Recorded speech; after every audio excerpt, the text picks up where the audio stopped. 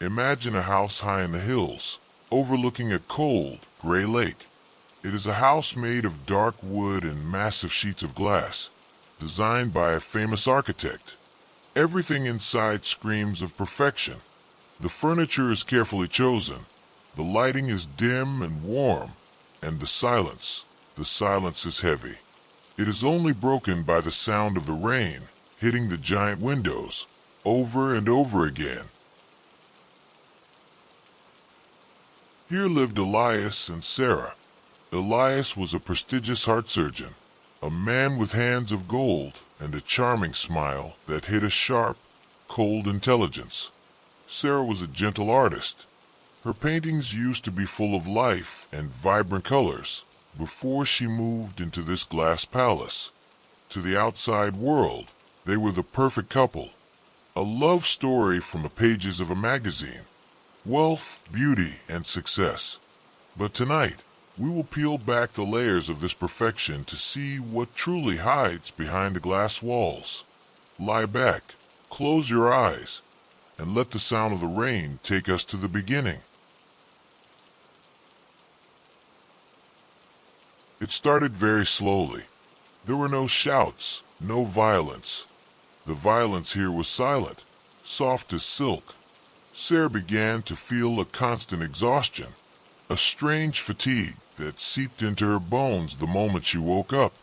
Her paintings turned from bright colors to shades of gray and black until she stopped painting altogether. Elias was the perfect husband on the surface. He would come home early from the hospital, preparing a special herbal tea for her nerves with his own hands. He would stroke her hair and say in a smooth voice, "You are just tired, my love.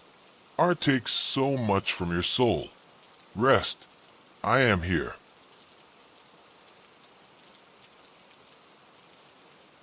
But along with the fatigue came the fog, a mental fog. Sarah started forgetting things. She would put her keys in the refrigerator. She would find herself in a room and forget why she entered. She missed important appointments. And every time, Elias was there with a patient smile, correcting her. "Sarah, we talked about this yesterday. Don't you remember?" Or, "Darling, you canceled that appointment yourself. You told me." Sarah began to doubt her own mind. Was she going crazy? Was it a hereditary disease? Elias slowly isolated her in the name of love. "No need to go out today. The weather is bad and you aren't well. Why call your friends and bother them with your problems? Only I understand you." The glass palace became a cage, and Sarah became a prisoner inside her own exhausted body and confused mind. Months passed and Sarah faded, but one rainy night, while Elias was on a night shift at the hospital, Sarah felt a sudden, rare moment of clarity. The fog lifted for just a few minutes. She remembered something. She remembered clearly that she had not canceled the doctor's appointment last week, despite what Elias said. She was sure of it. Driven by a sudden suspicion, she dragged her heavy body out of bed. Her mind screamed that something was wrong. She crept into Elias's home office. The room was always off limits due to patient privacy. The door was locked, but she remembered a secret hiding place where he kept a spare key from when they first married. She found it. She opened the door. The smell of the office was strange, a mix of sterile hospital antiseptic and something else, something sweet and sickly. She began to search his drawers. She didn't find patient files. She found financial records, massive gambling debts, failed investments worth millions. Elias, the successful surgeon, was drowning in debt, hiding it all behind a mask of wealth. Then, she found the most important file, a life insurance policy on her name. It had been recently modified to pay out a staggering amount in the event of her sudden death. Sarah froze. The debts, the insurance, and her strange illness. In the bottom drawer, behind thick medical books, she found a small glass bottle with no label, containing a clear liquid. Next to it was the box of special herbs Elias used to make her tea every day. They weren't soothing herbs. In that terrifying moment, Sarah realized the truth. The man sleeping next to her, the man who kissed her forehead every morning, was killing her slowly, dose by dose, day by day, making her death look like a natural illness or a depression-induced suicide. Suddenly, she heard the sound of tires on the gravel driveway. He was home early. She put everything back quickly, but her trembling hand knocked the small glass bottle. It rolled under the massive bookshelf. She didn't have time to retrieve it. She locked the office and ran back to her room, pretending to sleep, her heart pounding like a war drum. Elias entered the room. She felt his presence. He stood over her for a long time in the darkness. Did he suspect? Did he hear something? Then, in a calm, terrifying whisper, he said, "I know you are awake, Sarah." She opened her eyes. His face in the shadows looked like a cold mask. He continued softly, "You went into my office. I can smell your perfume there. And you forgot to close the bottom drawer properly." Sarah sat up in bed, paralyzed by fear. Elias smiled, a smile void of any emotion. "You are always too curious, Sarah. That is your only flaw. Curiosity and a fragile mind." He moved to the side table, where her usual cup of tea was waiting. He handed her the cup. "Drink. You are stressed. This will relax you forever." Sarah knew this was the end. This wasn't the usual slow dose. This was the final one. She looked into his eyes and saw nothing but emptiness. She saw a man ready to kill his wife in cold blood to save his reputation and collect the money. What happened next was fast and chaotic. Sarah refused to drink. She slapped the cup away, splashing the toxic liquid onto the expensive carpet. Elias lunged at her. The calm surgeon was gone, replaced by a desperate monster watching his plan crumble. Sarah fought with everything she had left, but her poisoned body was weak. The struggle ended in the living room, in front of the massive glass windows overlooking the lake. He pushed her. Her head struck the sharp edge of the marble table. Silence fell over the house. Elias stood looking at the lifeless body of his wife. He didn't feel regret. He only felt annoyance. His clean, quiet plan had turned into a messy situation. Now he had to change the script. It could no longer be a death in her sleep. It had to be an unfortunate accident. He began to set the stage. He wiped his fingerprints. He placed a fresh cup of tea near her hand. He scattered some sleeping pills on the floor to make it look like she was intoxicated and fell. Then, with chilling calmness, he called 911, beginning his performance as the shocked, grieving husband.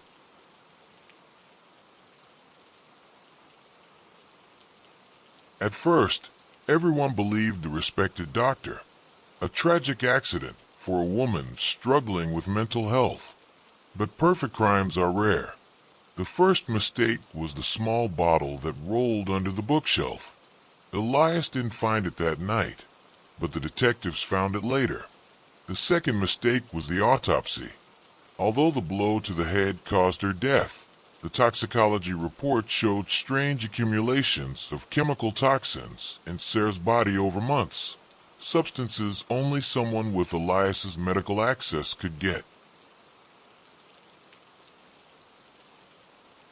But the most haunting evidence was a painting found in Sarah's abandoned studio. A painting she had made during a rare moment of clarity in her final days.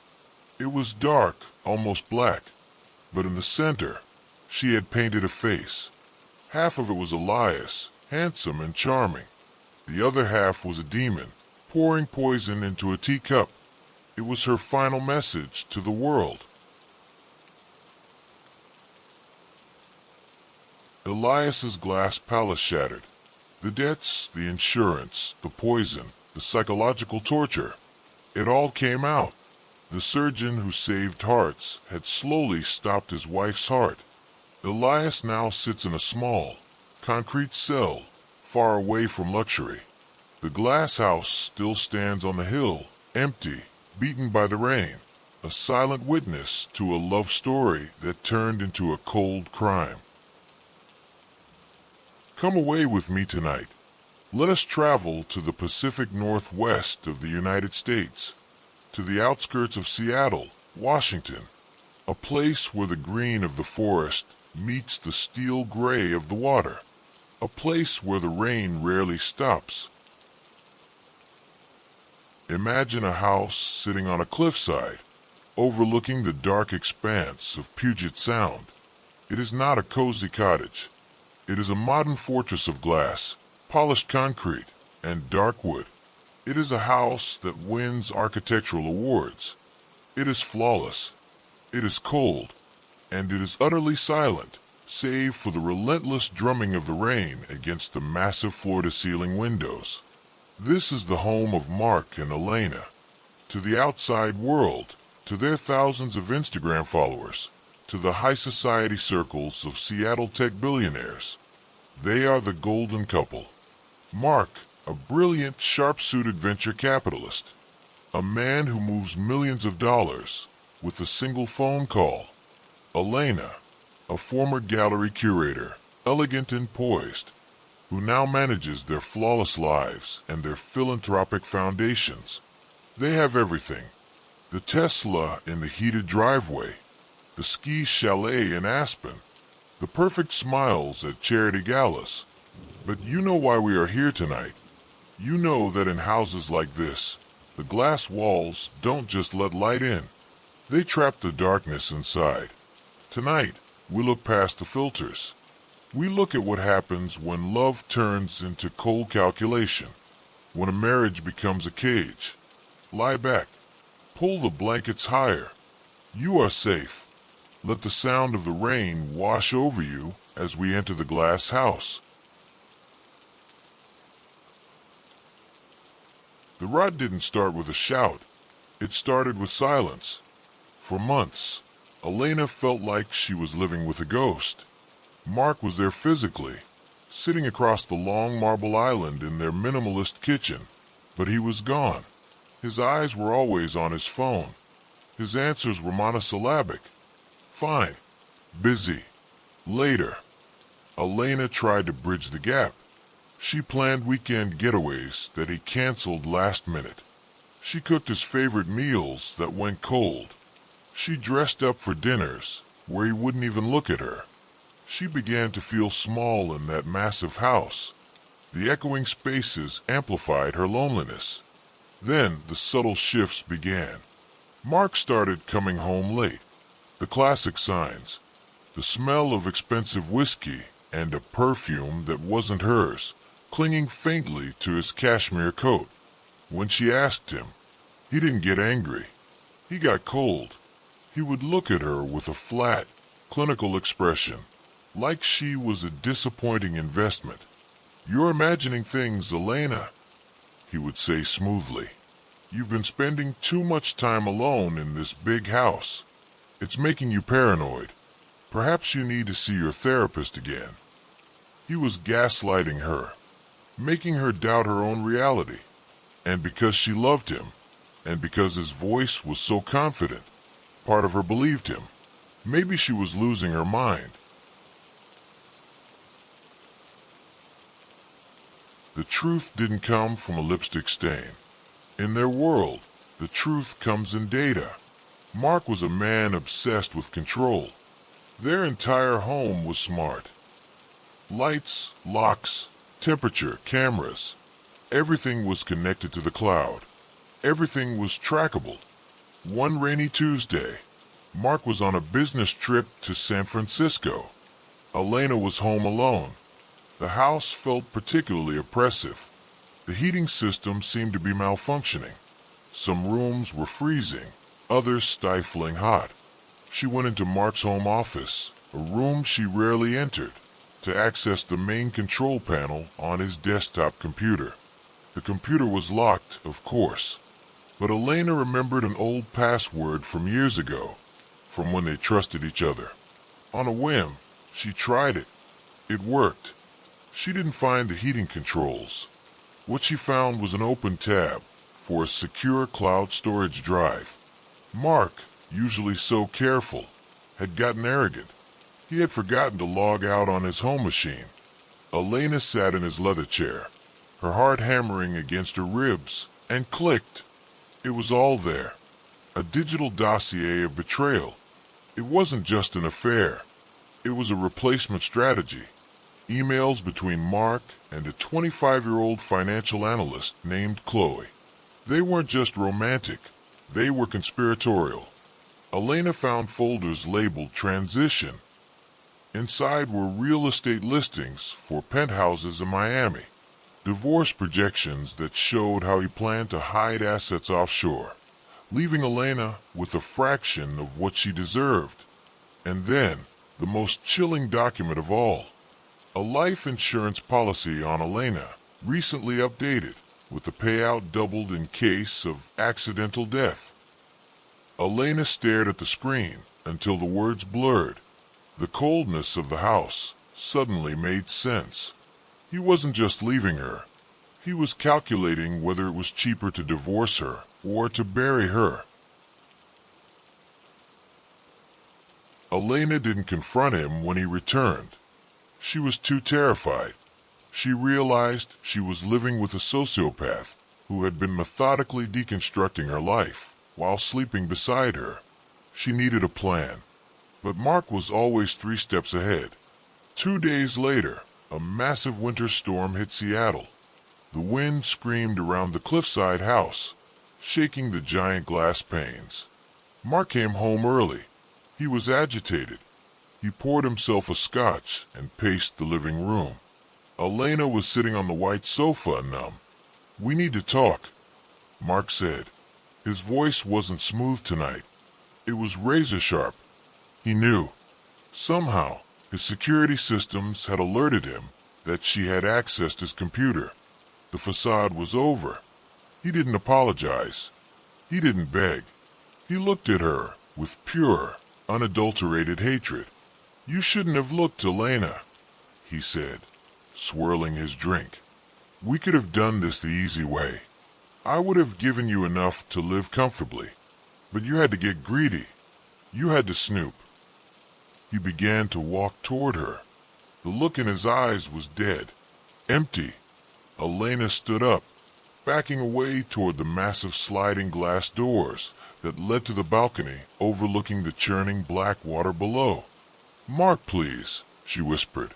"We can just divorce. I won't fight you." "It's too late for that," he said softly. "You know too much about the offshore accounts now. You're a liability." He kept advancing.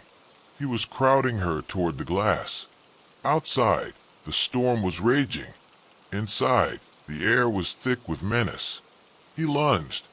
It wasn't a passionate fight. It was cold and efficient. He grabbed her shoulders. He was strong. He slammed her back against the glass door. She cried out, struggling, but he was overpowering. He opened the sliding door a few inches. The wind roared into the room, freezing cold and wet. "It's a tragic accident," he muttered, almost to himself. "A depressed wife. A stormy night. She slipped on the wet balcony." He pushed her. Hard. Elena stumbled backward, through the opening, onto the slick concrete of the balcony. The railing was low, an aesthetic choice they had made together years ago. She scrambled, trying to regain her footing on the wet surface. Mark stood in the doorway, watching her struggle. He didn't offer a hand. He just watched, waiting for gravity to do his work. A gust of wind hit her. She slipped. She went over the edge without a scream.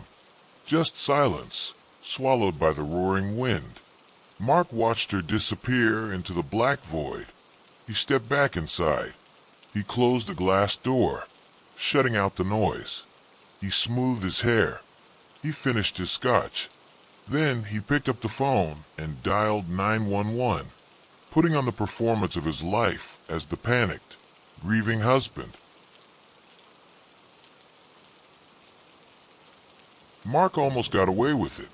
The police initially treated it as a tragic accident. The grieving billionaire husband, the stormy night, the slippery balcony. It all fit. Mark played the part perfectly. He held a tearful press conference. Chloe, the mistress, stayed hidden away. But Mark, the man of data, had forgotten one thing. He had forgotten the very technology he used to control his world. He had forgotten Elena's smartwatch. A young detective, not impressed by Mark's wealth, noticed something in the cloud data logs from the night of the death. Elena's watch had been tracking her vitals up until the moment it hit the water and stopped. The data showed her heart rate spiking wildly in terror for 3 full minutes before the fall, the time Mark was talking to her in the living room. But the smoking gun wasn't Elena's data. It was Mark's. Mark wore a matching smartwatch. He never took it off. The detective pulled Mark's biometric data for that exact same time period, at the moment his wife was supposedly accidentally falling to her death. Mark's heart rate was completely normal, resting level, 70 beats per minute. A man watching the love of his life accidentally die does not have a resting heart rate. Only a man who is coldly executing a plan does. The data proved premeditation. It proved a total lack of emotional response. It proved murder. When the police arrived at the glass house with a warrant, Mark didn't rage. He just stared blankly at the data charts they showed him. His own perfect systems had betrayed him. Mark is now in a very small room made of concrete and iron. There are no windows. There is no view of the water. His control is gone. The glass house on the cliff sits empty now. It is a beautiful, hollow shell, waiting for the next owner who believes that perfection can be bought. But that is far away from you. You are not in that cold house. You are warm. You are safe under your covers. The door is locked. The storm is outside, and it cannot get in. Listen to the rain. It is just a sound now, a gentle rhythm to carry you away. Let the story fade. Let the tension leave your shoulders.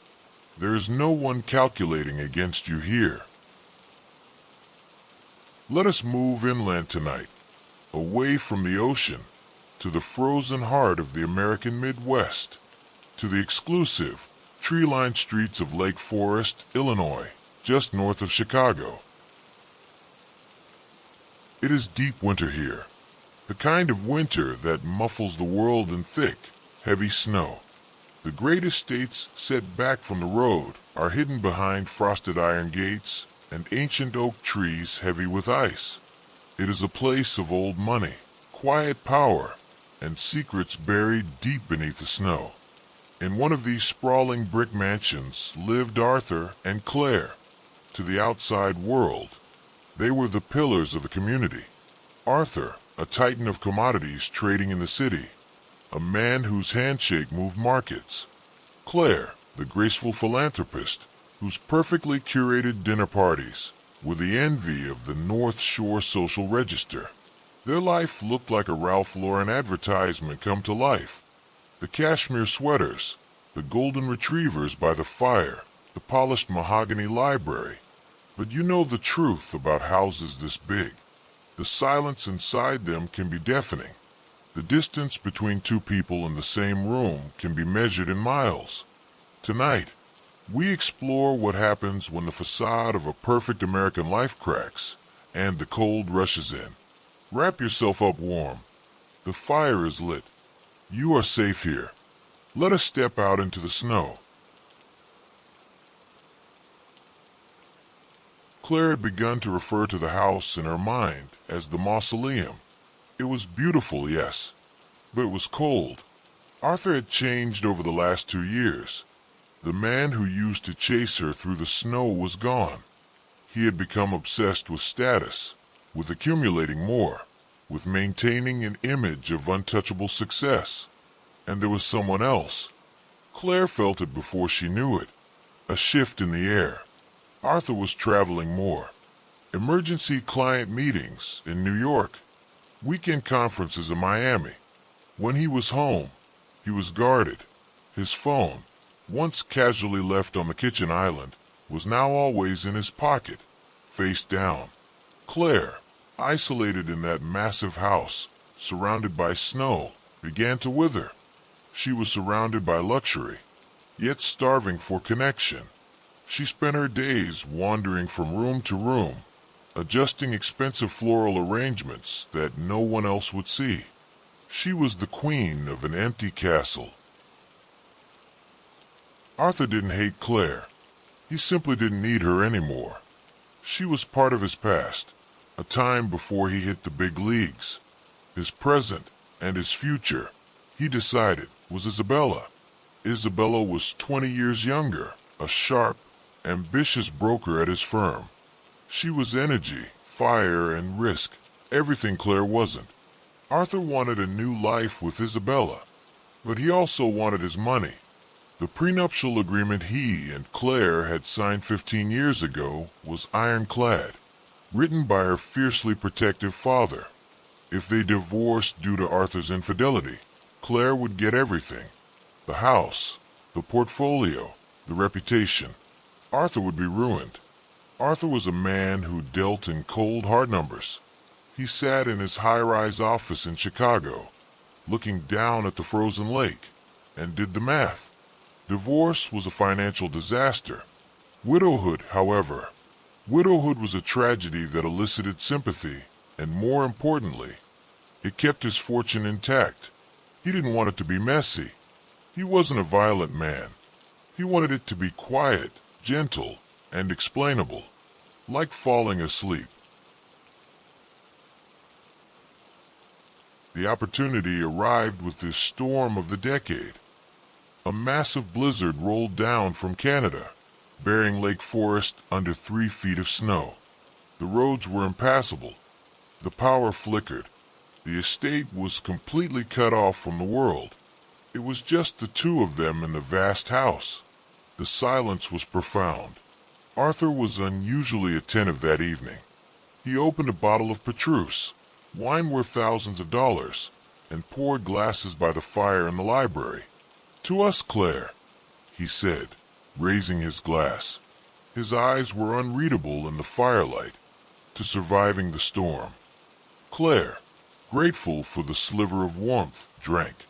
She didn't taste the powerful sedative Arthur had dissolved into the rich red wine. A benzodiazepine, strong enough to confuse her, to make her limbs heavy and her will weak. An hour later, Claire was stumbling. Her words were slurred. "I feel so strange, Arthur," she whispered, holding onto the mantelpiece. "You're just tired, darling," Arthur said softly, his voice steady. "Maybe a little too much wine.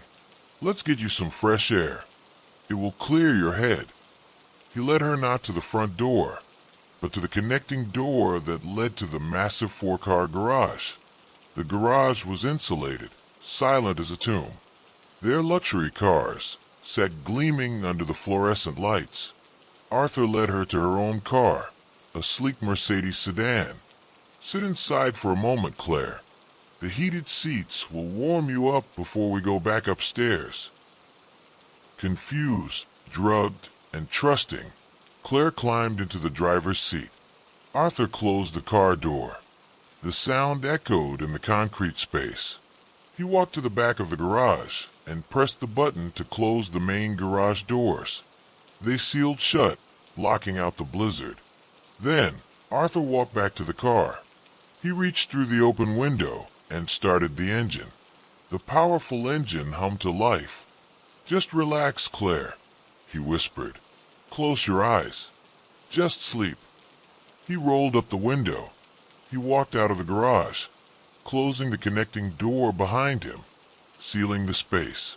He went back to the library, poured himself another glass of the expensive wine, and sat by the fire, waiting for the carbon monoxide to do its quiet, deadly work.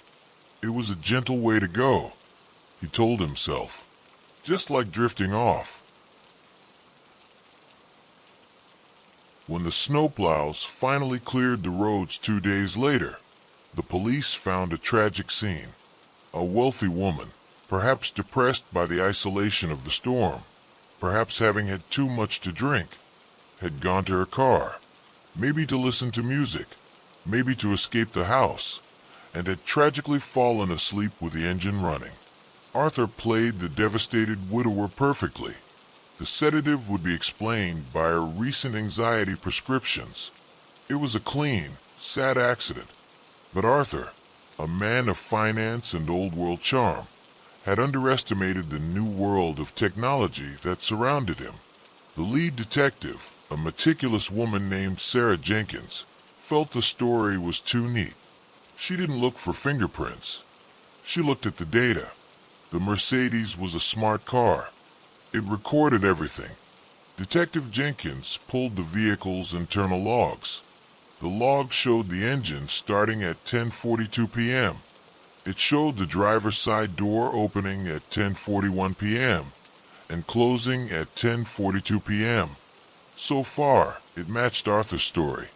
But then, the data showed something else.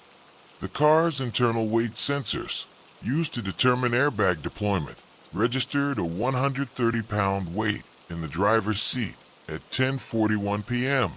That was Claire. But at 10:43 p.m., 1 minute after the engine started and the door closed, the weight sensors registered a sudden shift.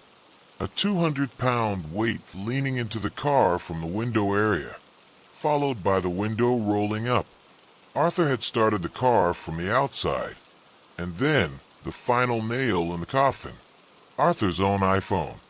His health app showed that at 10:40 p.m., when he claimed he was reading in the library, he walked 300 steps, the exact distance from the library to the garage and back. The silent testimony of the machines dismantled his perfect alibi. The cold data proved it was a cold murder. Arthur is now in a place far colder than Lake Forest. The grand brick mansion is empty, its secrets exposed to the light. The snow is still falling there, covering the tracks of the past. But you are far away from that frozen garage. You are warm. You are sheltered. The storm is outside, blowing against walls that will not break. You are safe in your bed. There are no schemes here. No hidden agendas, just warmth and rest. Tonight, we travel to the golden hills of California, to the misty, romantic world of Napa Valley. It is late autumn here. The harvest is over. The vines are bare, twisting like dark sculptures against the gray sky. The air smells of wet earth, oak barrels, and crushing grapes. Hidden at the end of a long driveway lined with cypress trees sits the Castello di Nebbia, the Castle of Mist. It is an estate built of rough-hewn stone, covered in ivy that turns blood red in the fall. Here live Julian and Clara. Julian, a third-generation winemaker, a man of the earth, stoic and silent like the old oak trees on his land. Clara, a woman of the city, a former art dealer from San Francisco, who brought light and laughter into Julian's somber world. to the tourists tasting wine in their tasting room. They were the picture of rustic romance, the brooding vintner and his elegant wife. But wine, as we know, takes a long time to mature. And sometimes, as it sits in the dark barrels, it turns to vinegar. Tonight, we will walk through the damp vineyards and descend into the cool, dark cellars to uncover a betrayal that ended in absolute silence. Pour yourself a glass of water. Settle into your pillows. You are safe here. The gates are locked. Let us begin. The trouble began not with a fight, but with a drift. Clara loved the romance of the vineyard, but she hated the isolation. When the tourists left and the winter fog rolled in, the estate felt like an island. Julian was married to the land. He spent his nights in the lab checking acidity levels, or in the cellar, communing with his barrels. Clara began to drive into the city more often. Gallery openings, she said. Charity auctions. She would return late, her cheeks flushed, smelling of the ocean and expensive perfume. Julian noticed. He was a man of details. He noticed the subtle change in the way she looked at him, or rather, the way she looked through him. He didn't hire a detective. He didn't need to. In their shared iCloud account, a careless mistake common in modern marriages, he saw the photos. Not scandalous photos, but intimate ones. Clara laughing at a cafe in Sausalito. Clara holding hands with a man whose face was blurred but whose posture spoke of ownership. The man was a real estate developer, a man who wanted to buy vineyards, pave them over, and build resorts. The betrayal was double. She wasn't just loving another man. She was loving a man who represented the destruction of Julian's heritage. Julian didn't scream. He didn't confront her. He was a winemaker. He knew that patience was everything. He waited for the harvest season, the busiest, most chaotic time of year. He knew that if they divorced, California law would entitle her to half the estate. He would have to sell the land his grandfather planted. That was not an option. He devised a plan that used the very nature of winemaking. During fermentation, grape juice turns into alcohol. This process releases a gas, carbon dioxide, CO2. It is odorless. It is colorless. And it is heavier than air. It settles on the floor of the fermentation rooms, like an invisible blanket. If you walk into a room without ventilation, you simply fall asleep and never wake up. It is a hazard every winemaker knows. A silent killer. It was a rainy Tuesday night. The staff had gone home. The estate was quiet. Julian asked Clara to help him in the lower cellar. "I need to check the reserve tank," he said. "The sensor is acting up." Clara, feeling a pang of guilt perhaps, or just wanted to keep up appearances, agreed. They walked down the stone steps. The air got cooler. The smell of yeast and wine was thick. They entered the small fermentation room at the back of the cellar. A massive steel tank was humming, actively fermenting the prize Cabernet. "Hold the flashlight," Julian said softly. He walked to the ventilation panel on the wall.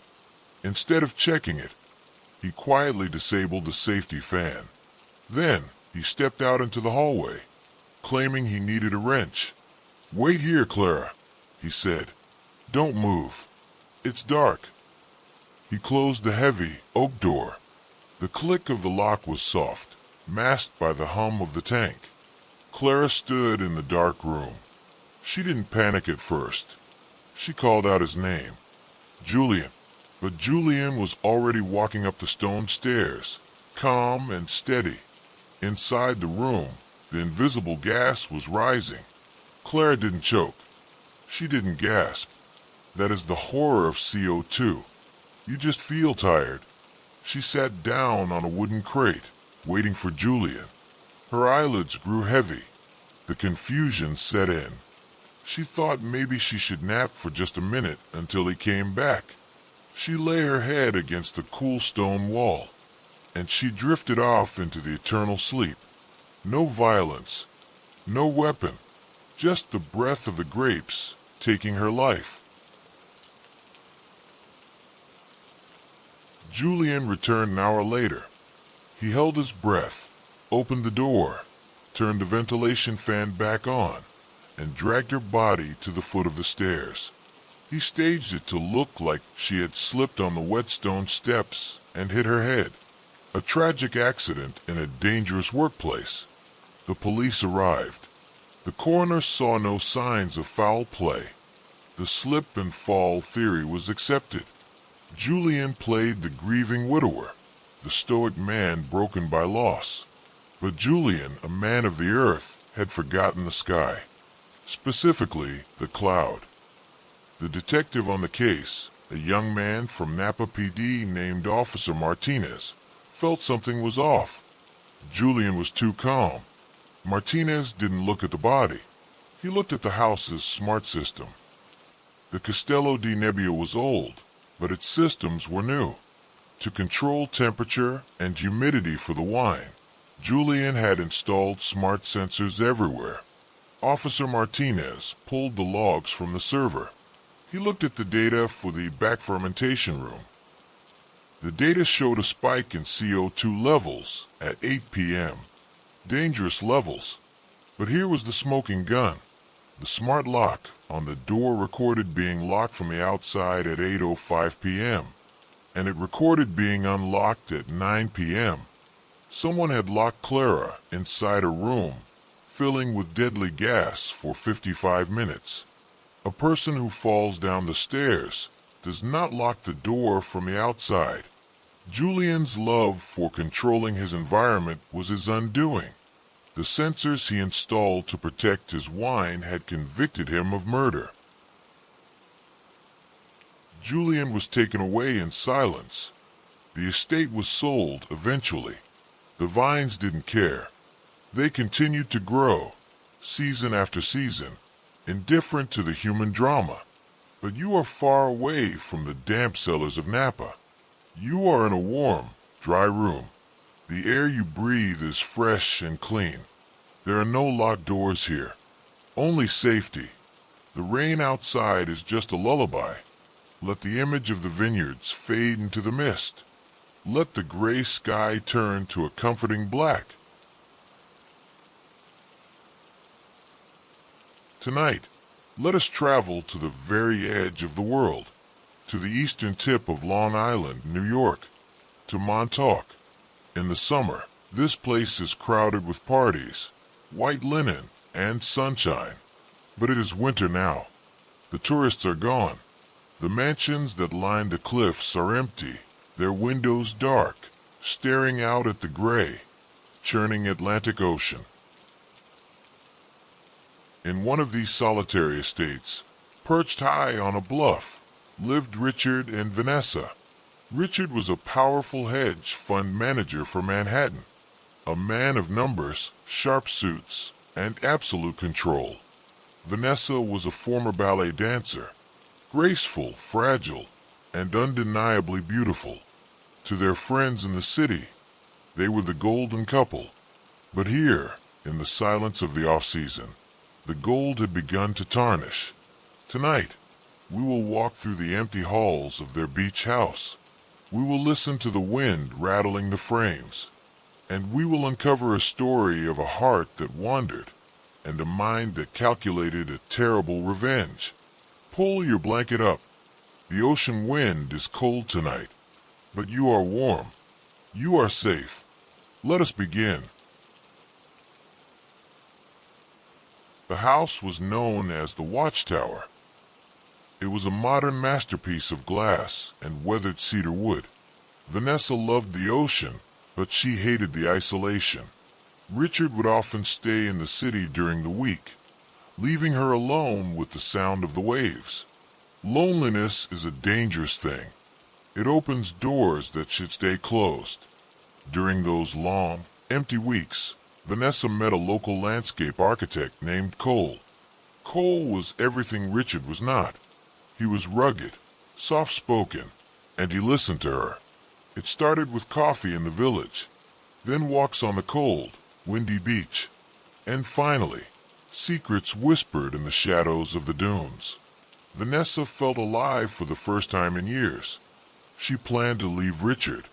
She wanted a simple life, away from the cold glass walls of the watchtower. But Richard was a man who watched everything. He didn't need to hire a detective. He had installed a state-of-the-art security system to protect his investment. From his office in a Manhattan skyscraper, he watched the cameras. He saw the stolen kisses by the garden gate. He saw the betrayal in high definition. Richard didn't fly into a rage. He didn't call a lawyer.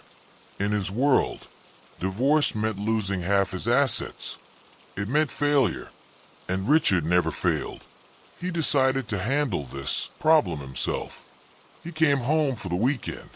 The forecast called for a nor'easter, a massive winter storm common on the east coast. The sky turned a bruised purple. The rain began to fall in sheets. The ocean raged against the cliffs below. Dinner was quiet. Richard poured expensive wine. He was charming, almost like his old self. "Let's go to the pool house," he suggested. "The heated pool is beautiful in the rain."